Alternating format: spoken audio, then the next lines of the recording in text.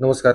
Alephata police स्टेशनच्या हद्दीमध्ये दिनांक 6/5/2026 रोजी सकाळी 8 वाजता सकाळी मॉर्निंग वॉकला जे आपल्या आळे गावातील ग्रामस्थ जातात त्यांना एक लहान मुलगा 5.5 वर्षाचा रडताना मिळून आला हायवेच्या बाजूला. मग त्यांना संशय आल्यानंतर त्यांनी पोलीस स्टेशनला खबर दिली आणि आम्ही त्याला मुलाला पोलीस स्टेशनला आणून त्याच्याकडे आम्ही चौकशी केली असता तो 5.5 वर्षाचा आहे. फक्त त्याला काही जास्त बोलता येत नाही. फक्त मला इथं मी पप्पा आणि माझ्या ताईसोबत आलो आणि मला इथं सोडलं आणि पप्पा आणि ताई दोघंजण इथून निघून गेले, एवढंच तो सांगत होता. परंतु त्याच्या बोलण्यात त्याची आत्या शिरपूरला राहते, माझी आत्या शिरपूरला, मी सुट्टीला गेलो होतो असं बोलण्यातून निष्पन्न झाल्यामुळे आम्ही शिरपूरला त्याचा फोटो पाठवून चौकशी केली असता त्याची आत्या, सख्खी आत्या आहे ती त्या ठिकाणी पोलीस पाटील आहे. तिच्याकडून ह्या मुलाच्या वडिलांचा, त्याच्या आजी आजोबांचा शोध लागला. त्यानंतर ते आत्या, आजी आजोबा सगळे पोलीस स्टेशनला आले. त्यांच्याकडे चौकशी केली असता असं समजलं की ह्या मुलाचे वडील जे आहेत सागर शिंदे म्हणून, तर त्यांना 2 मुलं आहेत, एक मुलगा आणि एक मुलगी आहे. आणि हा सापडलेला मुलगा 5.5 वर्षाचा आणि मुलगी 3.5 वर्षाची, अशी 2 मुलं आहेत.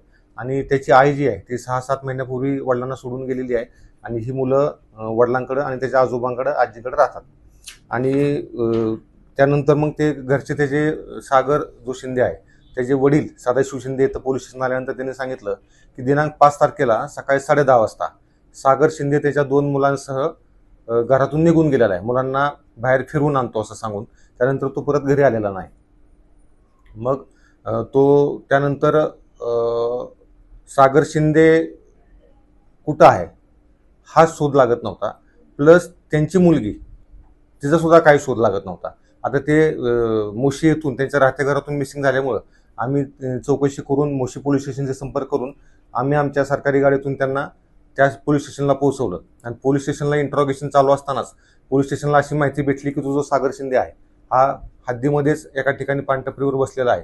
आणि घटनेचं गांभीर्य लक्षात घेऊन पोलिसांनी जाऊन त्याला ताब्यात घेतलं आणि पुढील चौकशी कामी आळेफाटा पोलीस स्टेशनच्या ताब्यात दिलं. त्याला आम्ही ताब्यात घेतल्यानंतर की बाबा ती मुलगी कुठं आहे हा सगळ्यात महत्त्वाचा तपास राहिला होता.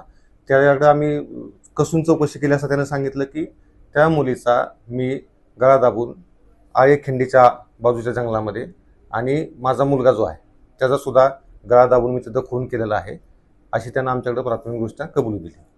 त्या कबुलीच्या अनुषंगानं आम्ही पंचांना बोलून त्या परिस्थितीचा पंचनामा केला असता. म्हणजे तो जो त्याचा मुलगा जिवंत राहिला होता हे त्याला माहीत नव्हतं. त्यानं दोन्ही मुलांना मारण्याचा प्रयत्न केला होता किंवा मारलं होतं. त्यातला एक मुलगी मरण पावली आणि मुलगा सुदैवानं जिवंत राहिला. आणि नंतर आम्ही पंचांसोबत जाऊन तिथं घटनास्थळ पंचनामा केला, पूर्ण ते जंगल सर्च केलं आणि आरोपीनं दाखवल्याप्रमाणे त्या ज्या ठिकाणी तिला मारलं होतं त्या ठिकाणून त्या मुलीची बॉडी आम्हाला हस्तगत झालेली आहे. त्यानंतर पोलिसांनी आम्हीच फिर्याद देऊन ती तक्रार दाखल केलेली आहे आणि त्या अनुषंगानं पोलीस स्टेशनला CR नंबर 133/2026 भारतीय न्याय संहिता 2023 कलम 103(1), 109, 93 आणि 238 याप्रमाणे गुन्हा दाखल करण्यात आलेला आहे. आणि आरोपी सागर सदाशिव शिंदे वय 29 वर्ष, राहणार गायकवाड वस्ती मोशी, तालुका हवेली, जिल्हा पुणे या सदर गुन्ह्यात अटक करण्यात आलेली आहे.